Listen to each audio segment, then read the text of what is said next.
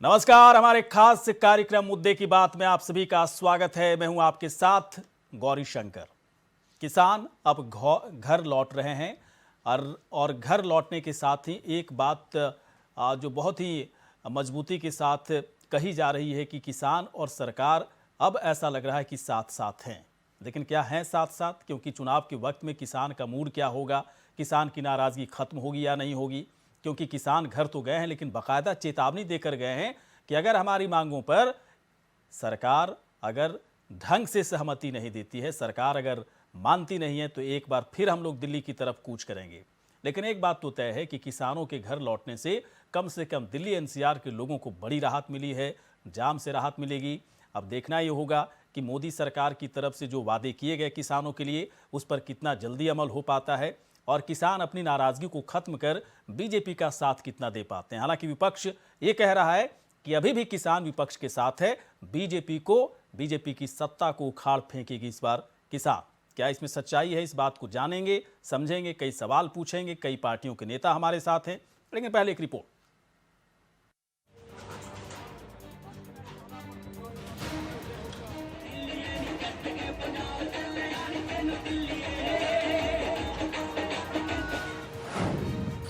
तीन 378 दिन का संग्राम, किसान आंदोलन खत्म। किसानों की घर वापसी, सरकार को मिली राहत। क्या बीजेपी सरकार के साथ साथ हैं अब किसान?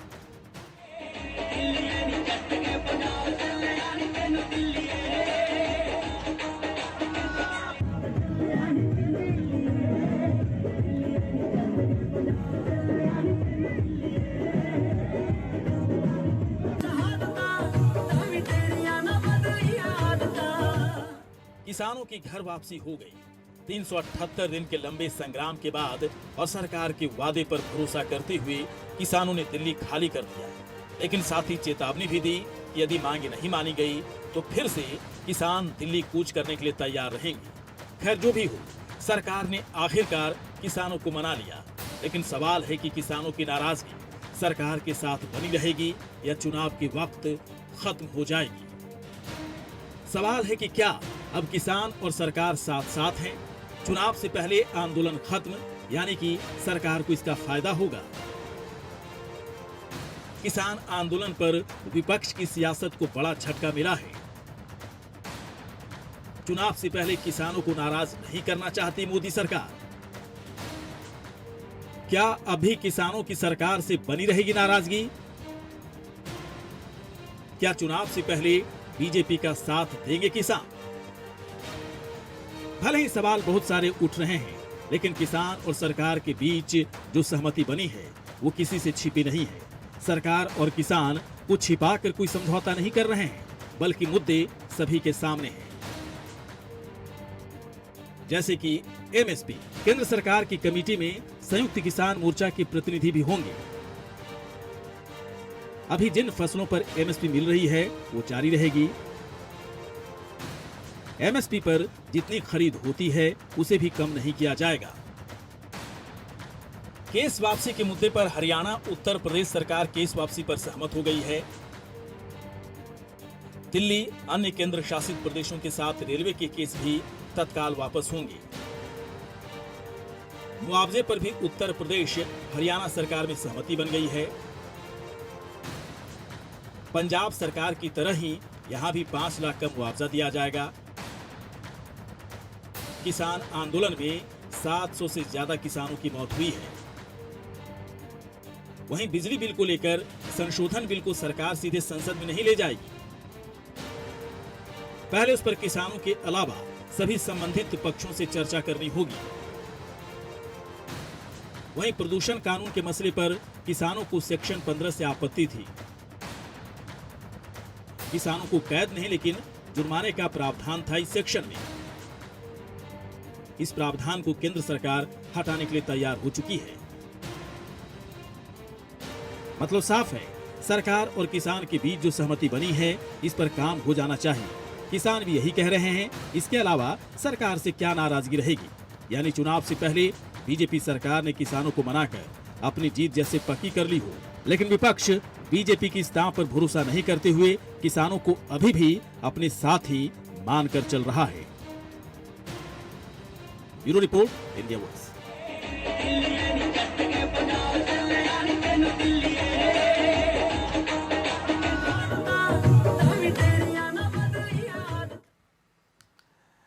तो सबसे बड़ा सवाल है कि किसानों की मांग पर सरकार ने हामी भर दी। सरकार ने भरोसा दिया है कि जितनी भी मांगे सरकार किसानों की तरफ से रखी गई है, सभी पर किसान सकारात्मक रवैये के साथ, सकारात्मक नज़रिए के साथ इन मांगों को मानेगी। तो सवाल है कि क्या चुनाव के वक्त किसान अब बीजेपी के साथ है?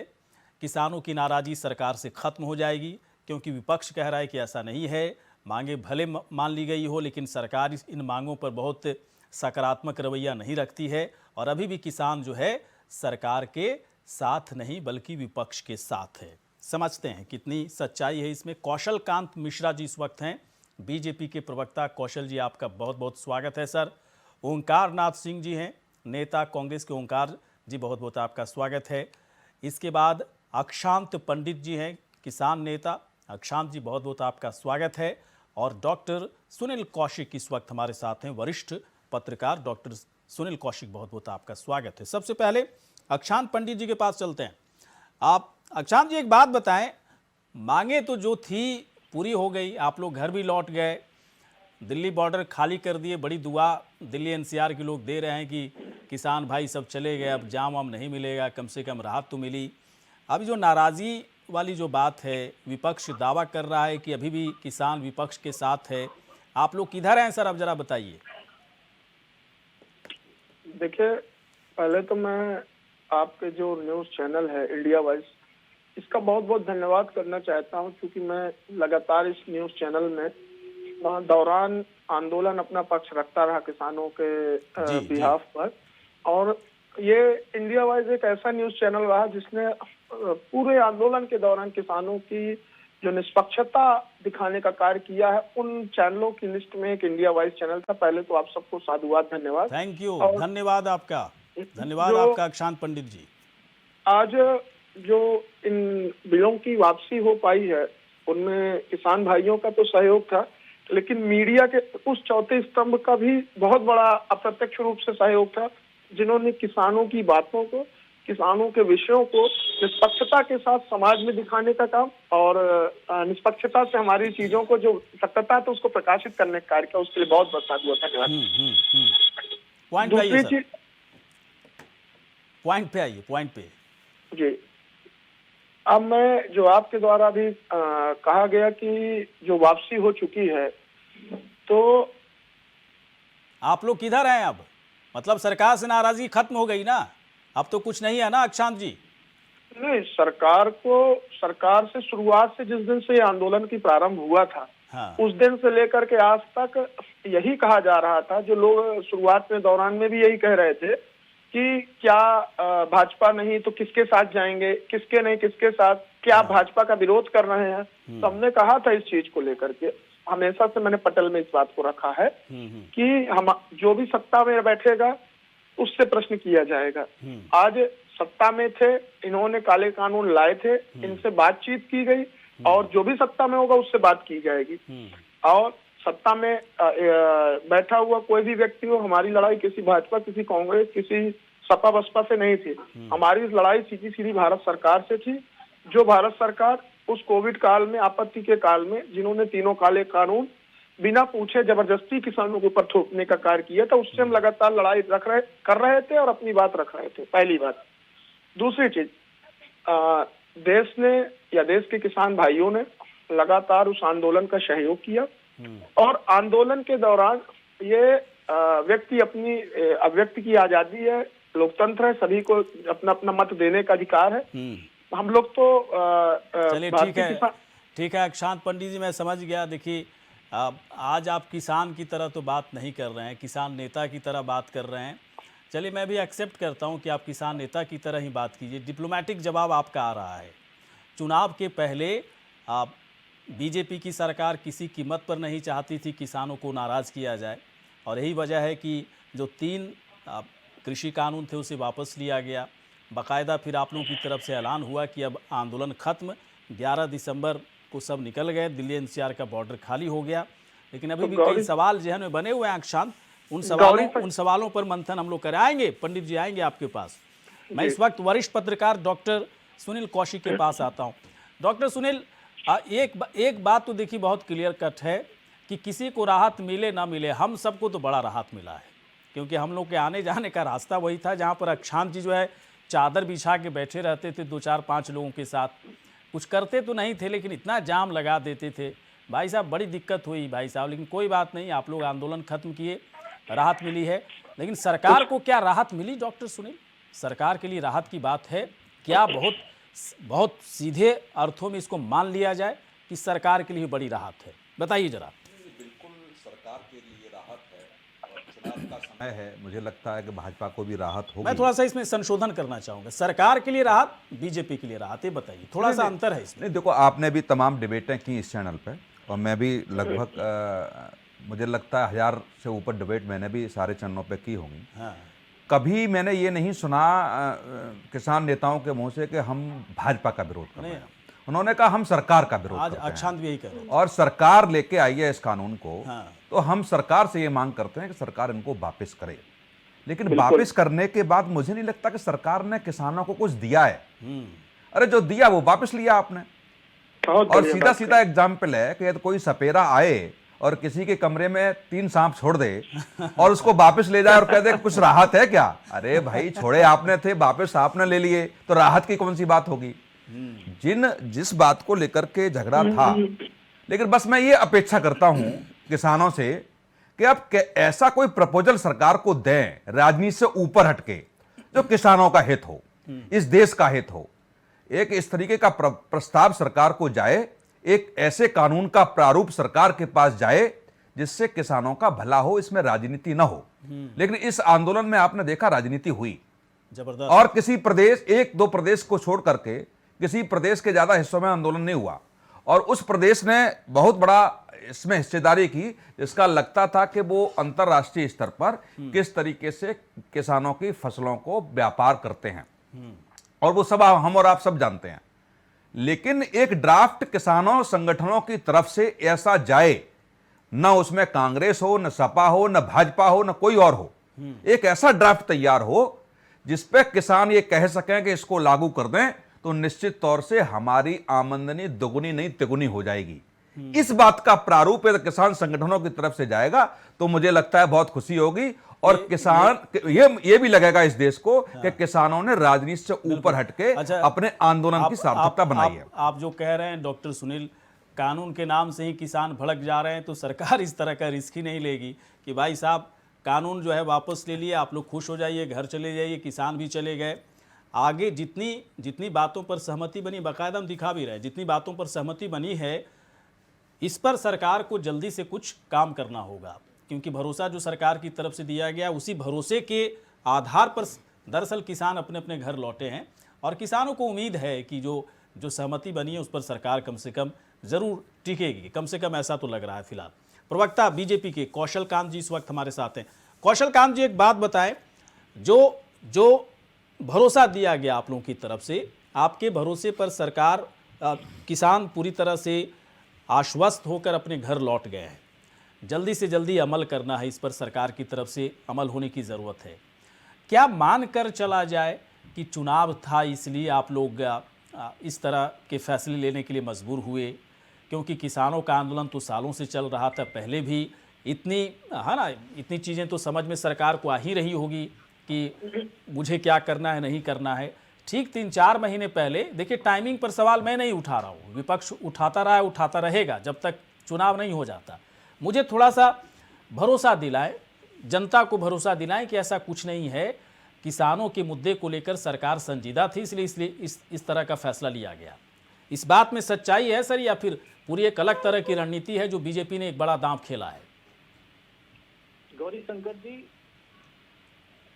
इतने दिनों से आप देख रहे हैं, ये आंदोलन 1 साल से हुआ है, लेकिन इसके पहले जो केंद्र सरकार की योजनाएं थी, वो सारी योजनाएं हर एक आम जनमानुस के लिए थी और उसमें किसान भी शामिल है। हाँ।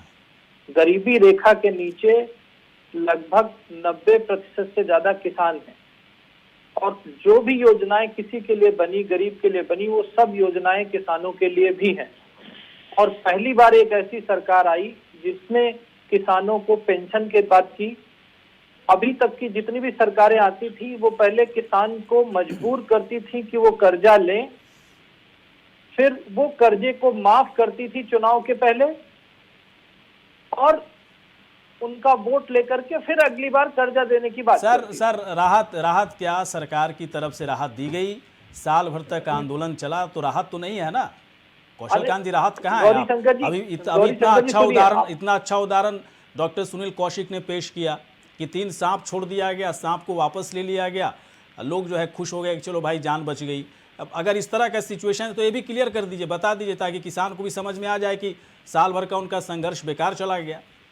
पहले भी हो सकता था, सरकार इस चीज को पहले भी वापस लेकर के चीजों को खत्म कर सकती थी। आपने जो कहा कि सरकार ने क्या किया, जो सरकार ने काम किया है पहले में वो गिनाना चाह रहा था, भी किसान आंदोलन पे आता क्योंकि लोग मानने के लिए तैयार नहीं है ना कौशल कांत जी। आप लोग जो है बड़ी लिस्ट लेकर के आते हो कि सरकार की तरफ से हुआ, सरकार ने इतना कर्ज माफ किया, सरकार इतना कर्ज माफ करेगी, लेकिन कोई मानने के लिए तैयार नहीं, किसान भी नहीं मानने के लिए तैयार थे, विपक्ष तो अच्छा, ये बताइए जो समझौता हुआ है तो राजकुमारी के बाद किसान जो आंदोलनकारी वो उन्होंने अपना आंदोलन वापस लिया ना, सेटिस्फाई हुए हैं, जो भी कार्रवाई सरकार की तरफ से की गई उससे सेटिस्फाई हुए, उसके बाद उन्होंने आंदोलन वापस लिया है। और जहां तक रही किसानों के लिए करने की बात, आज तक हमेशा की सरकारों ने कर्ज दिया और कर्ज माफ किया। हमारी सरकार ने पहली बार किसानों के लिए पेंशन लाई है, और पेंशन देने के बाद हर किसान सम्मान निधि आई है।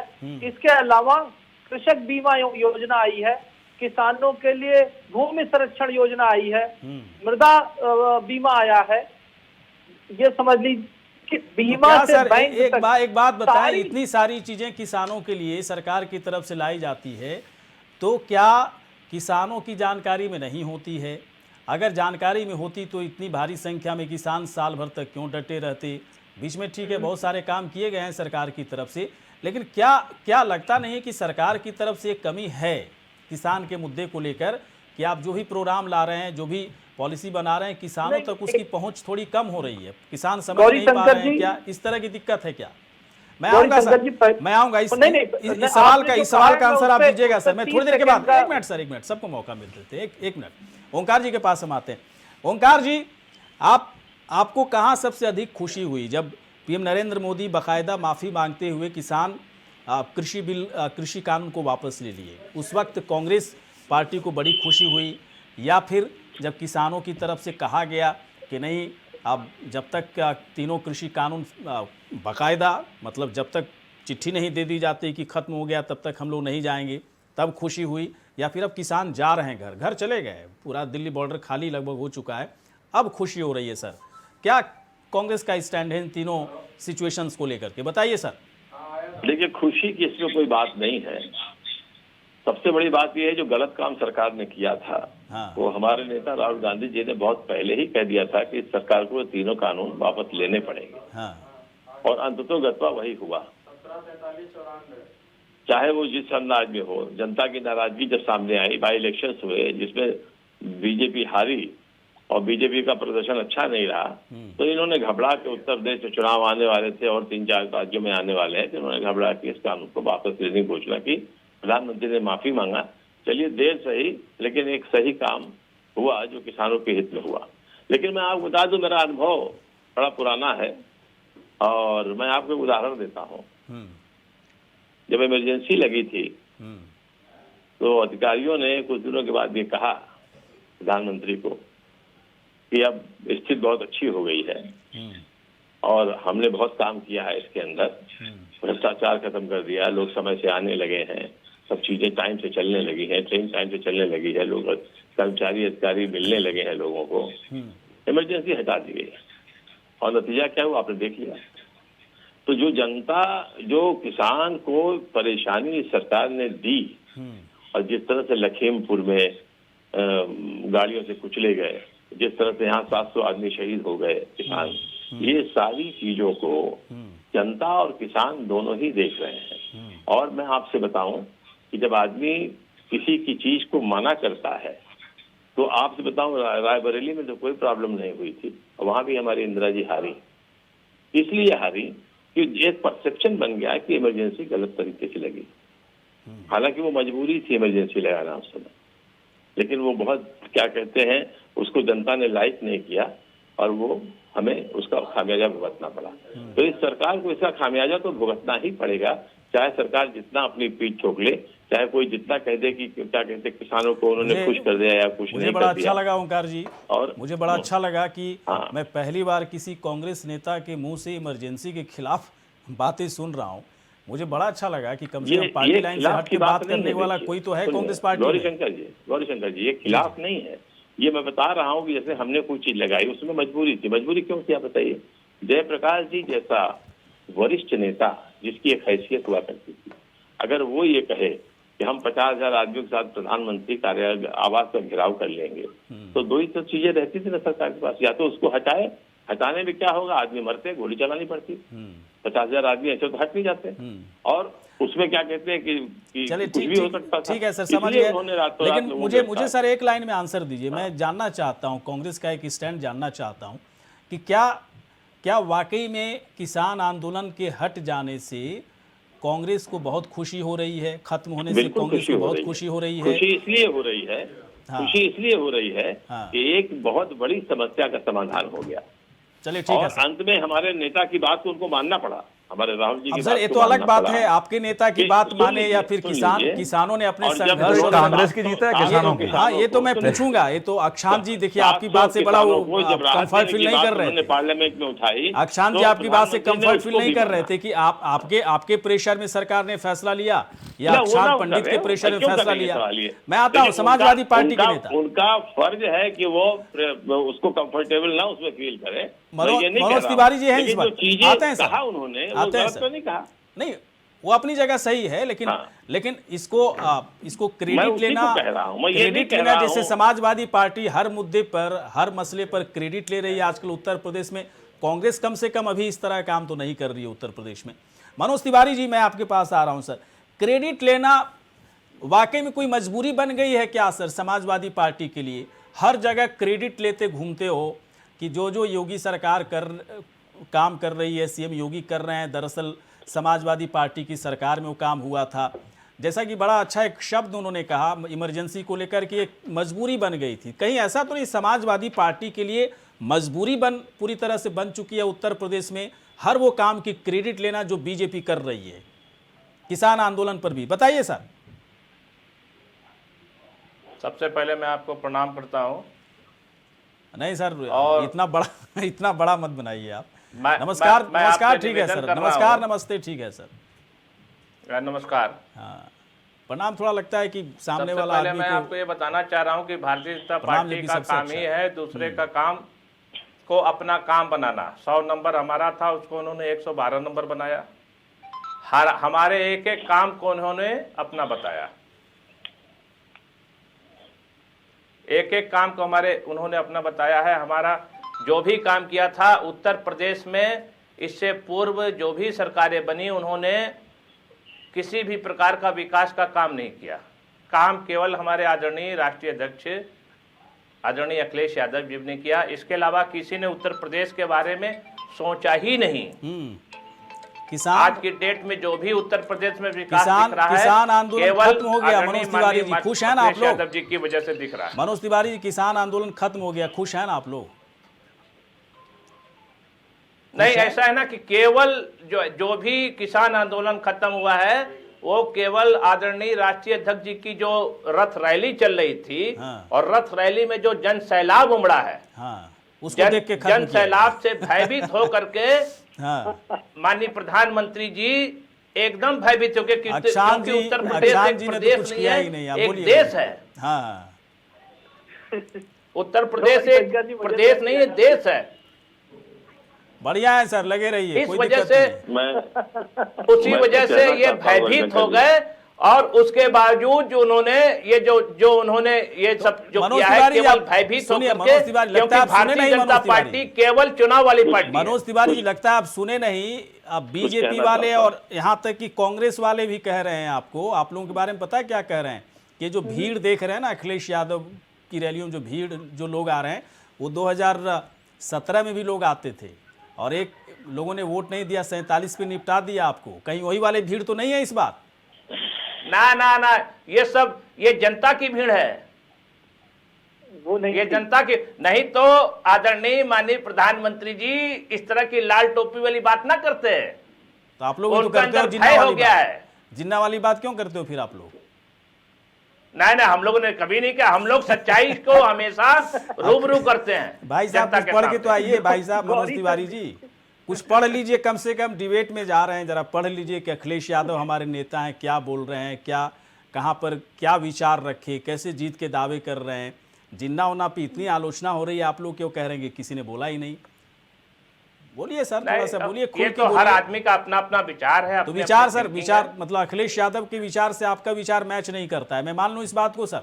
नहीं, एकदम एकदम हम लोग भी पार्टी के समझदार हाँ, सिपाही तो हैं। फिर जिन्ना वाला मामले पे क्यों मुकर रहे हैं आप? कहीं हम लोग मुकरे ही नहीं। अभी तो आप भाई मुकर फंसा गए। रहे हैं आप उनको भाई। चलिए लेते हैं छोटा सा ब्रेक।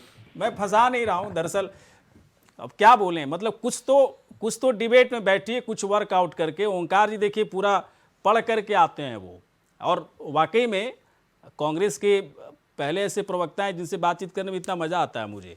डॉक्टर कौशिक है, इतना पढ़ लिख करके आते हैं, बीजेपी वाले आते हैं, समाजवादी पार्टी वाले भी आते हैं, लेकिन पता नहीं मनोज तिवारी जी आज थोड़े से लेट फेट कहीं फंस गए थे जामों में क्या सर?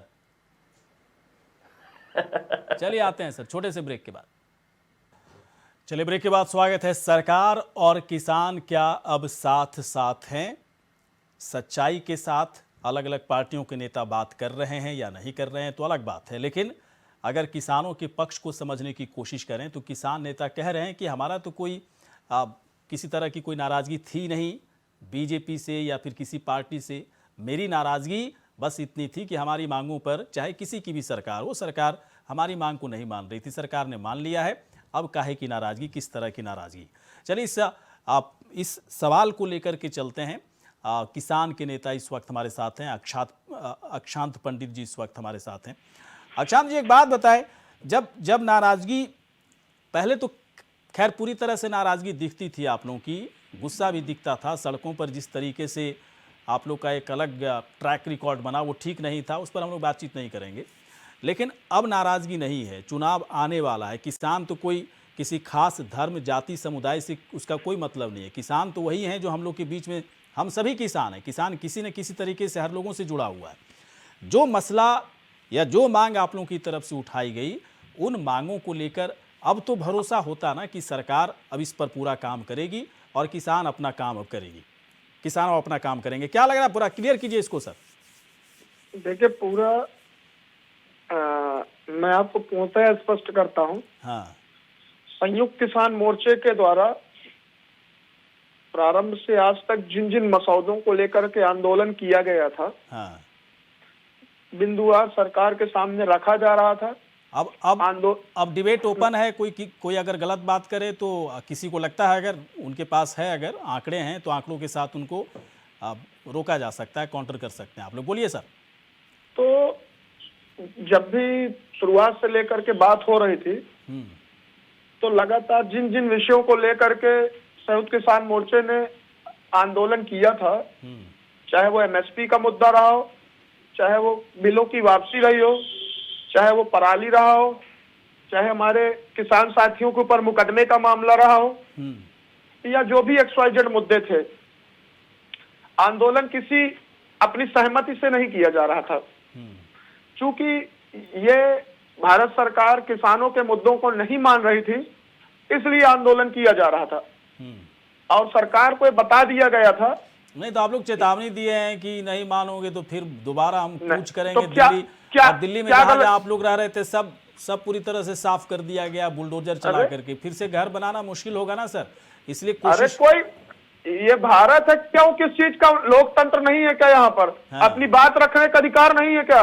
है ना। इस लोकतंत्र में हम वहां रोड में बैठने के लिए थोड़ी आए थे। हाँ। हम तो अपनी बात करने के लिए भारत सरकार से जा रहे थे। हमको उस जगह पर रोक दिया गया था।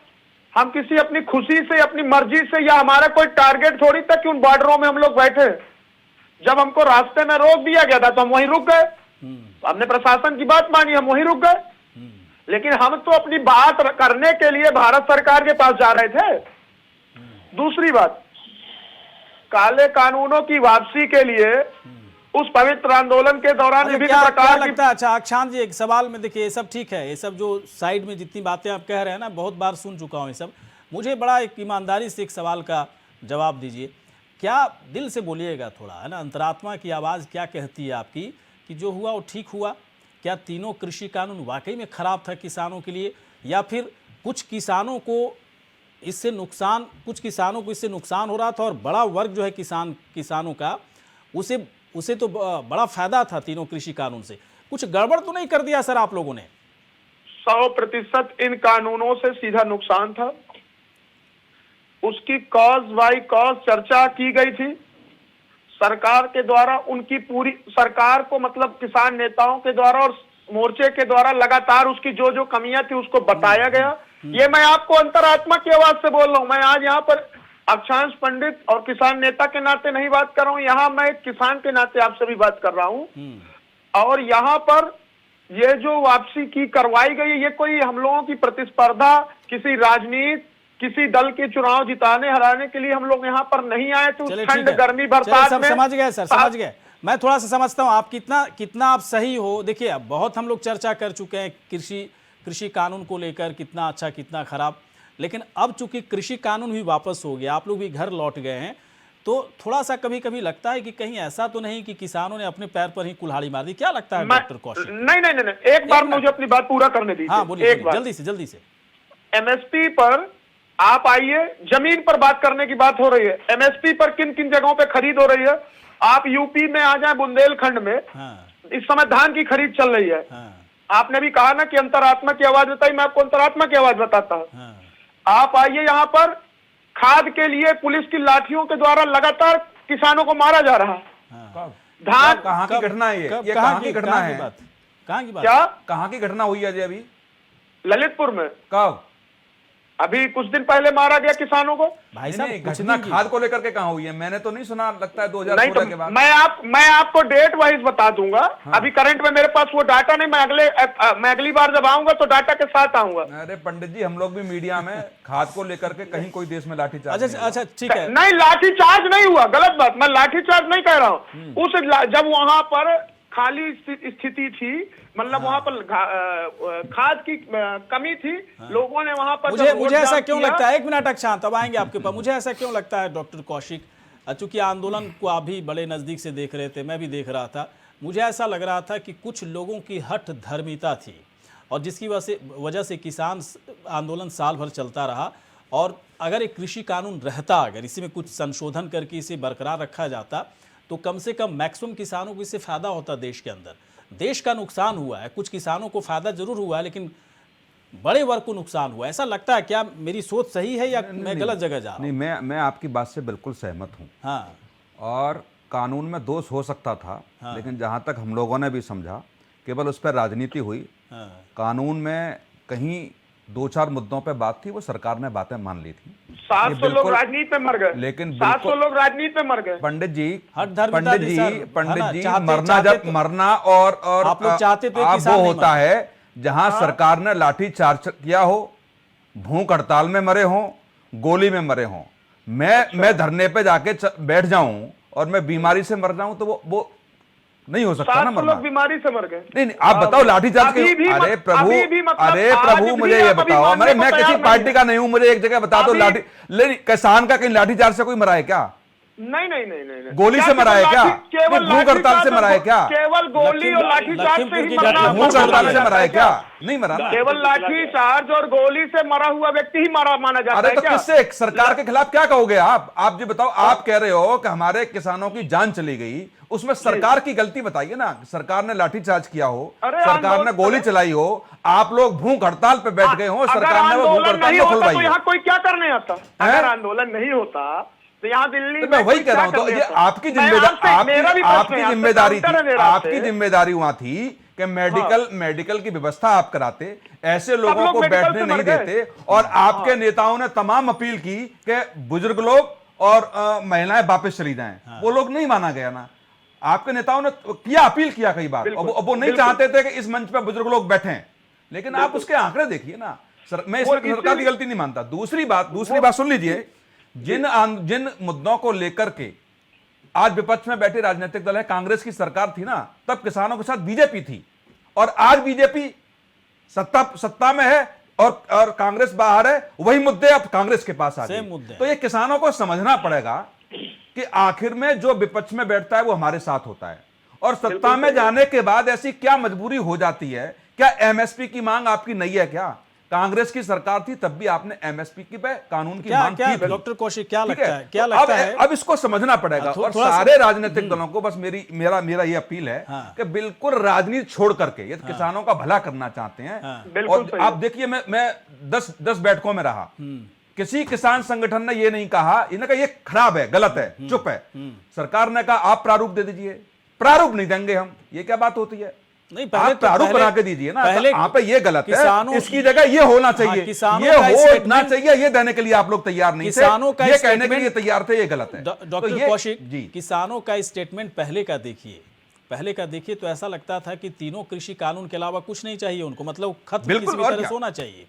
और मुझे लगता है कि इस सहानुभूति वाला जो एक फैक्टर है किसानों के साथ किसान नेताओं ने जोड़ा, और पूरे देश को जोड़ने की कोशिश हुई, लेकिन मुझे लगता है यहाँ पर थोड़ा सा किसान आंदोलन को फेल माना जाएगा, क्योंकि आप लोग के आंदोलन में ज़्यादातर जो किसान थे वो पश्चिमी उत्तर प्रदेश के थे, हरियाणा के थोड़े बहुत थे और नहीं भी थे, मुझे लगा थे ही नहीं, पंजाब के थे। तो इस पूरे किसान आंदोलन को कैसे कहा जाए कि देश का किसान आंदोलन था?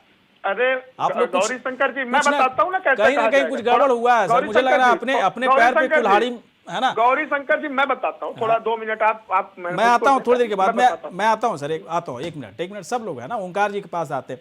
ओंकार जी, क्या लगता है कि किसानों के जो मुद्दे थे एकदम से अचानक उभर आए क्या?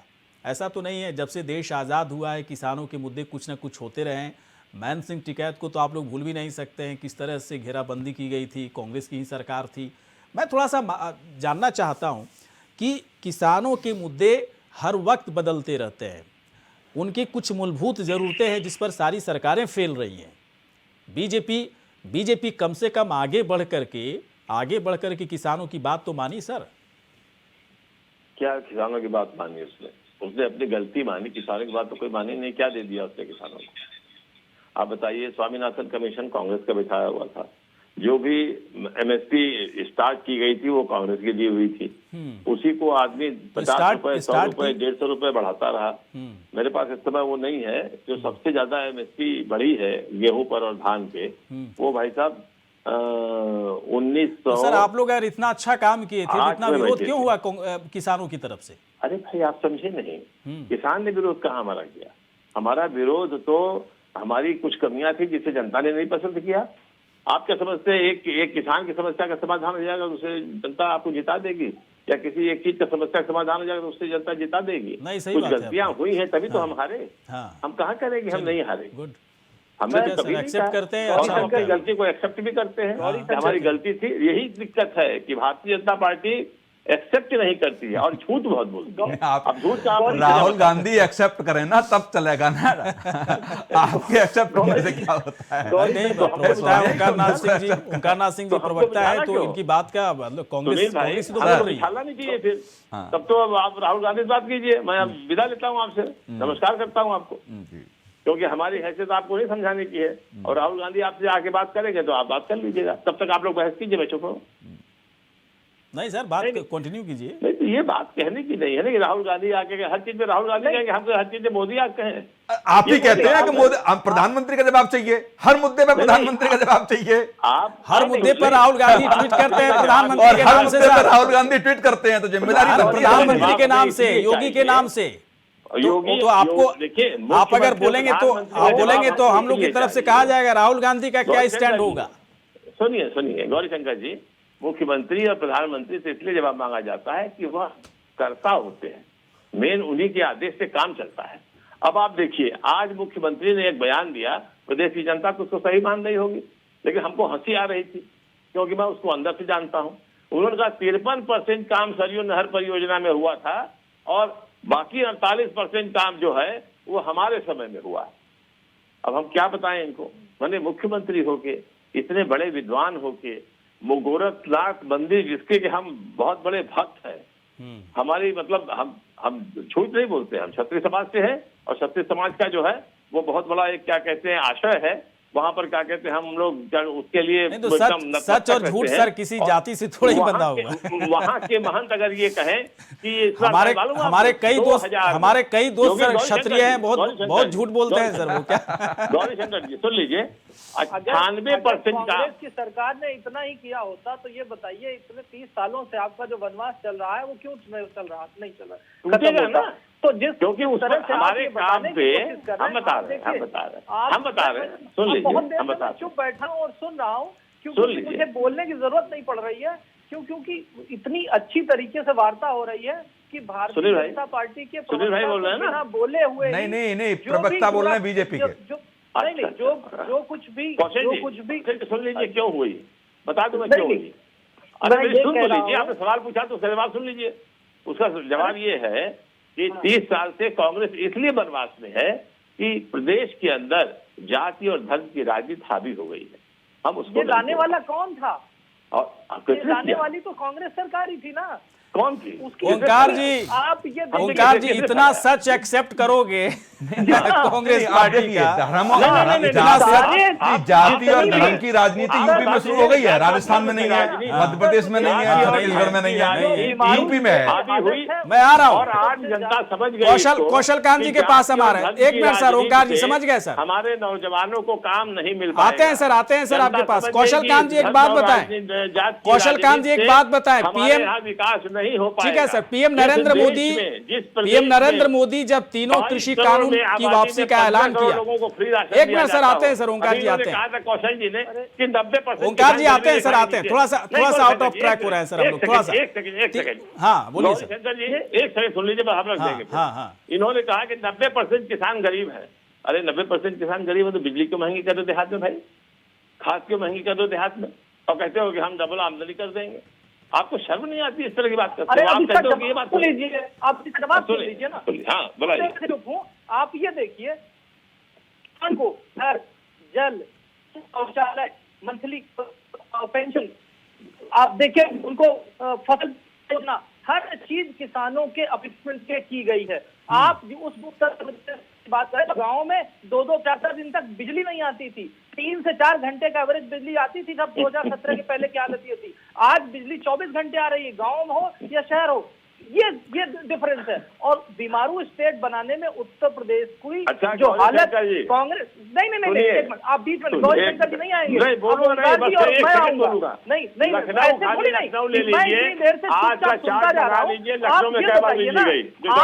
कांग्रेस की गवर्नमेंट सबसे ज्यादा रही उत्तर प्रदेश में, और उत्तर प्रदेश की जो हालत है उसके लिए सबसे ज्यादा कांग्रेस रिस्पॉन्सिबल है। आप कह रहे हैं जाति और धर्म की राजनीति, जाति की राजनीति और धर्म की राजनीति करने वाले आप लोग हैं। भारतीय जनता पार्टी केवल एक ही कॉन्सेप्ट पे आई है, सबका साथ, सबका विकास, सबका प्रयास और सबका विश्वास, और उसी फॉर्मूले पे चल रही। हमारी कोई भी ऐसी योजना नहीं है जो किसी धर्म या जाति को इंगित करती हो। अब बात आई किसान आंदोलन की, गौरी शंकर जी मैं बहुत देर से चुप बैठा था और हर बात सुन रहा था। आप ये देखिए बहुत अच्छा डिस्कशन चल रहा था। इस डिस्कशन से कम ये तो सामने आया कि भारतीय जनता पार्टी का प्रवक्ता चुप था, लेकिन फिर भी जनता के सामने सच्चाई उभर के आई कि गलती कहां हुई। और अगर ऐसा ही है, कांग्रेस के स्पोक्सपर्सन से पूछना चाहूंगा कि पंजाब में यही कृषि कानून जैसा कानून क्यों है, महाराष्ट्र में यही कृषि कानून जैसा कानून क्यों है, केरला में यही कृषि कानून जैसा कानून क्यों है। और मैं ये पूछना चाहूंगा कि अगर पूरे देश का किसान एक साथ था कृषि कानूनों के खिलाफ, वो बात खत्म हो चुकी है। मैं फिर भी याद दिलाना चाहूंगा, तो क्या वहां के किसानों को वहां की गवर्नमेंट के खिलाफ आंदोलन नहीं करना चाहिए? तो ये क्या एक सवाल है कौशल कांत जी, तो क्या कौशल कांत जी इस बात को मैं सवाल लेके आना चाह रहा था आपके ऊपर, और पहले आपने जवाब दे दिया, अच्छा किया। एक सवाल मेरे पास और आ रहा है, मैं जो सोच रहा हूं, तो क्या पीएम नरेंद्र मोदी की तरफ से जब ऐलान किया गया तीनों कृषि कानून की वापसी का, उन्होंने एक वाक्य उसमें जोड़ा कि कुछ किसानों को हम समझा नहीं पाए, क्या इसे किसी इसे अच्छे तरीके समझने के लिए क्या मान लिया जाए कि वाकई में तीनों कृषि कानून बेहतर था, अक्षांत पंडित जैसे किसानों को हम समझा नहीं पाए। एक किसान किस तरह किसानों को नहीं समझा पाए, ये समझना बड़ा जरूरी है सर एक्चुअली में। गौरी शंकर जी देखिए, ये मामला खत्म हो गया, लेकिन चूंकि आपने सवाल पूछा है हाँ। तो मैं जवाब देना चाहूंगा। आप देखिए, जैसा कि सभी प्रवक्ता, सभी टीवी चैनल पे जो भी डिबेट होती रही है, सभी का ये ऑब्वियसली मानना है कि ये कुल 2-4-2.5 स्टेट के लोग थे, किसान थे जो ज्यादा उत्तेजित थे। अगर ऐसा नहीं है तो जो मेरा सवाल है कि केरला में जाके आंदोलन होना चाहिए, महाराष्ट्र में आंदोलन होना चाहिए और पंजाब में आंदोलन होना चाहिए, क्योंकि इससे खराब कानून, अगर इनका ये ठीक है खराब सर। कानून था, कौशल कांत जी, कौशल कांत जी, एक वाक्य में एक सवाल में और पूछना चाहूंगा, एक सेंटेंस में बोलिए। तो क्या इस वक्त जैसे आंदोलन खत्म हो गया, किसान घर जा रहे हैं, अब पूरी तरह से मान लिया जाए ना कि किसान वाला मसला ही खत्म हो गया, मान लिया जाए सर पूरी तरह से अब मसला खत्म? बिल्कुल एकदम सही बोल रहे हैं।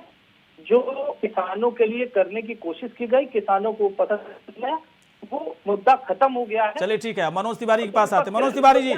मनोज तिवारी जी, उनकी मसला खत्म हो गया ना सर? तो आप लोग जो है मसला जब खत्म हो गया तो आप लोग अपने चुनाव प्रचार में लगिए, अपने मुद्दे के साथ चलिए। किसानों क्यों बहका रहे हैं आप लोग? अब आप लोग को जो आरोप लगाना हो लगाइए, लेकिन आरोप नहीं है सर, ये तो हर लोग कह रहे हैं कि जो समाजवादी पार्टी में सच्चाई है उसको स्वीकार करने का भी हिम्मत रखिए, किसान के जो प्रवक्ता उसको स्वीकार करने का भी हिम्मत रखिए। मेरा निवेदन है, बहुत देर से मैं शांति से बैठा हुआ हूँ, आपने हमको बोलने का अवसर नहीं प्रदान किया। मैं आपसे निवेदन के साथ कह रहा हूँ, अब सर तो इतना दिया सर, आज सेकेंड हाफ का पूरा डिबेट मैंने ओपन कर दिया, जिसको जहां बोलना है बोलिए। तो न्योता थोड़े लेके आएंगे सर आपके पास, न्योता नहीं लेंगे, न्योता आधे घंटे तक न्योता लेके आते हैं सर, उसके बाद नहीं। आज जो भी किसान का आंदोलन समाप्त हुआ है, केवल इसलिए समाप्त हुआ है क्योंकि माननीय आदरणीय अध्यक्ष जी के जो भी कार्यक्रमों में भीड़ हो रही थी, उससे भयभीत होकर के प्रधानमंत्री जी ने ये कार्यक्रम खत्म किया, क्योंकि उत्तर प्रदेश वो हार रहे हैं। सर मुझे डाइजेस्ट नहीं हो रही है आपकी बात। मनोज तिवारी जी, इस वजह से कुछ और लॉजिक बताइए मुझे। मेरा सवाल था, ये काम किया है मनोज तिवारी, मेरा सवाल ये था, एक मिनट, मेरा सवाल ये था मनोज तिवारी जी, सवाल ये है, बड़ा अच्छे सुनिए ना सवाल को। सवाल मेरा ये था कि आप लोग किसानों को क्यों बहका रहे हैं, क्यों गुमराह कर रहे हैं, जब किसान घर वापस चले गए आंदोलन खत्म करके? बहकाने का काम पूरे देश में केवल भारतीय जनता पार्टी ने किया है। पूरे देश की जनता को उन्होंने बहकाने का काम किया है। आज उन्हीं की वजह से आज पूरे देश की जनता देश भ्रमित है कि हम लोग क्या करें, कैसे जीवन यापन करें, कैसे हम लोग का व्यवसाय चलेगा, क्या होगा, कैसे क्या होगा, इतनी दयनीय स्थिति में है। आप गौरी शंकर जी, तिवारी जी, गौरी शंकर जी, समय खत्म हो गया सर, समय खत्म हो गया। आप सभी यहाँ पर आए सर, बहुत बहुत शुक्रिया, धन्यवाद। इसी के साथ खास कार्यक्रम इतना ही, नमस्कार।